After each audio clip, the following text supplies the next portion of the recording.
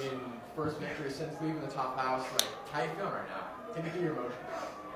It's crazy. I mean, to other people, it doesn't seem like that big a deal. Like, I only have one loss. But it's been almost exactly a year since I've won a fight, period. Like, there's a 4-month delay from when I fight on Tough to when it airs on TV. So for some people, it's like 6 or 7 months. It's almost a year to the date since I've won a fight. And just as a man, that's not what I want. I want to keep winning. That's what the UFC wants. I want to keep finishing like I just did. So it means a lot. That was my Rocky Balboa. You know, Rocky 1, I'm just getting started. Yeah. So, I mean, like, oh, sorry, go.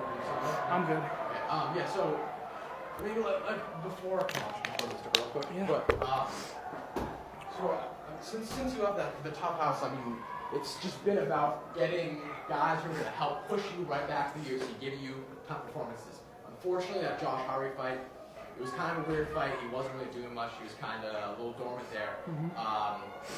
What's up, Kevin? You need something? Alright. I mean, so he was a little bit dormant in that fight, but Conor here, he kind of brought the fight to you. It was very exciting. It was kind of back and forth for a little bit.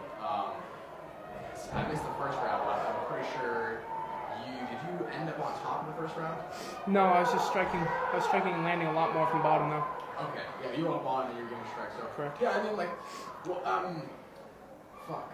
Totally lost my thoughts. Let me restart. But yeah, like, what does it mean to you to come in here and have this type of performance? I mean, I definitely would have loved to, knock him out the first shot or take him down and dominate from bell to bell.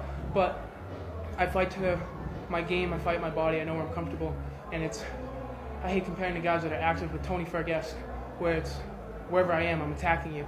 You could say, Joe, you lost the first, Joe, you lost the second, always back and forth. Let me get a punch count. Let me get an elbow count.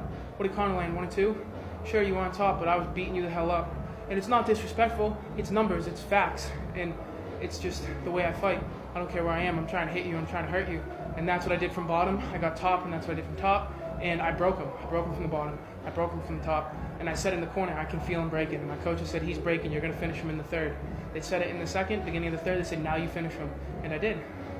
Yeah, I just think this fight is definitely a testament to your mentality of being in the top house. I mean, obviously it's very disappointing, the result that you had, but you came out of that with the right mentality. You wanted to fight top guys, you wanted to fight the best ones, and that's what you did. I mean, the draw, there's that, I mean, whatever with that situation, but here you come, you get that amazing finish. What do you think, I need it again, but It's all good. just in terms of like this fight, what was the build-up like? How are you taking all that in? Because there was a lot to it. The biggest opponent from this whole thing was myself. As confident as I am in my skills and how hard I work, there's that little bitch in the back of my head saying, you don't belong here. There's a reason you got cut. There's a reason that Trezano beat you. And that's what I'm fighting. I'm fighting that little stupid voice that I know is lying. And I went out and I shut that voice up. Yeah, so, I mean, a dominant performance is what you were looking for from the beginning. What do you think you go from here? Do you think you're going to get on the next cage shot this card? Do you want to take a break? Because, I mean, you got right out of the top house. You went, boom, you main evented the last fight, and now, boom, you're here at the co-main event. So, what are you thinking? It's a really tough spot, and everybody, if you haven't seen it yet, there's plenty of holes in my game, just like there's plenty of holes in anybody's game. And the best way to do it would probably be take some time off and fix them, but I've done nothing but improve since I've started training. So why not keep fighting, and why not improve, and just focus on those bigger holes and make them smaller until there's none. So, I know, like, I want to fight in the next Cage Titans. I want to fight in the next UFC. I've never been to Europe. I'll fight in UFC London. Somehow I got a bunch of fans over there that are tweeting at me every day. Shelby, get Joe on UFC London. If you guys are watching this, keep tweeting. I want to go to London. I talked to Darren Till. He's waiting for my comeback. He's a fan. He saw me at the finale. He was shit-faced, but he became a fan. So, like, I got all these people in the UFC, out of the UFC, other countries that want to see me get that shot. And you know what? If I step back in the octagon and you knock me out in a minute and a half, you'll never hear from me again. I'll fight in Plymouth, Mass for the rest of my life. But until I get that shot again, I'm going to keep fighting and I'm going to keep waiting for my shot. Yeah, I mean, this performance certainly was like a message to, the UFC, where you were back and forth, but you didn't give up at any moment, and you had that dominant position, and you had a triangle locked in, you were transitioning from triangle, armbar back to triangle. Kind of walk me through like what you were thinking in that third round, because like you said, like you could pay it a certain way if you really want to. Oh, you might have lost maybe round 1 or round 2. So take me through like what you were thinking in that moment. The second round ended. I stepped on the stool, or sat on the stool, said to Bill Mahoney, he's breaking. I'm going to finish him. He said, you could have lost both rounds. You could have won both rounds. It could be 1-1. It's a weird position. We know that you land more punches. We know that you frustrated him, and we know you're relaxed. But you can't sit on the judges' scorecards. Go out there and finish him as if you're down 2-0 or 0-2. And I said, okay, that's what I'm going to do. And I went out there, and I brought it to him. And just like in the second round, he rushed me with that blitz of his. I slipped, hit him with a straight left, and got the takedown. He reversed it. I ended up on bottom this time. Bill yelled triangle. I saw it. I went for it. And just like my fight IQ and my jiu-jitsu in the Tough House, I locked it up, but I sat on it. I was patient. Connor's good. He's a brown belt. He's higher ranked than me. So I know I need to be patient, but still aggressive. So I squeezed enough to where he had to defend, but not enough to where I was burning myself out. And I threatened with the armbar just so I could cinch up the triangle some more, and that's what I did. And he raised his hand to tap, but he didn't. So I knew I had to get the TKO. So I just went apeshit and just hammer fisted until they stopped the fight. So what can you kind of quantify like the impact of having, you have the South Shore camp that you grew up with there, obviously Bill's your coach there, he's a great coach, clearly just really experienced, but then also, you go out to AKA, you train with Daniel Cormier, Alexa, everyone out there. What has it meant to you to have like 2 camps like that are both very, very... It's awesome because they're so real. They don't blow anybody. They get the best guys in the world. They don't need to blow somebody like me that's just coming in from tough. And just like my home in South Shore, they're real with me. They all love me to death, but they cannot stand training me because the way that I fight and the way that I grapple, I'll be up 2 rounds to nothing and then be on my back for the entire third. Like I said, I'm hitting you more than you're hitting me, but that's not the way they want to win. You should see the training sessions out there. They're screaming at me, get off your butt, get on top, hit him. And I'm trying, and I'm thinking of it in my head, but I'm falling back on old habits, old tricks, and I'm trying to add to my game and close those holes. So it's amazing having guys like Daniel Cormier, Cain Velasquez, Bob Cook, Javier Mendez, Khabib telling me, you have what it takes, just do it, and pushing me to do that. And they say the same thing that I tell everybody out here. It's not just talk, I'm not just running my gums.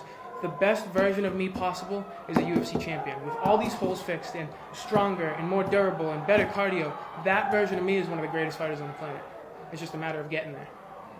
So do you have like a message for UFC, any matchmakers out there? Do you have anything that you want to say?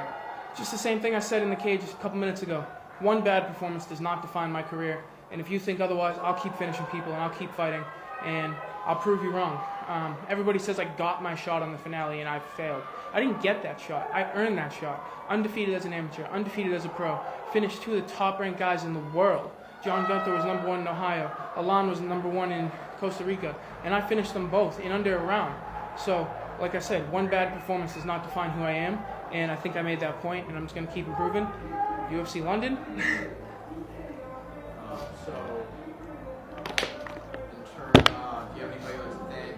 I'm sure you do. Too many people, man. I said it in the cage. Everybody probably thought it was corny. My girlfriend, she's on my ass. Eat well, train hard, shut the hell up, get back to work. She's the best. I don't know why she supports me as much as she does. I'd get sick of me, so I love her to death. And then, like I said, my family, my old family in South Shore Sport Fighting that's riding with me still, and my new friends and family at AKA. You guys are all the best. Everybody that I've trained with to help get me here. All my sponsors, On It, Defense Soap, Receptor, CBD, Impact, the list goes on and on. You guys are the best.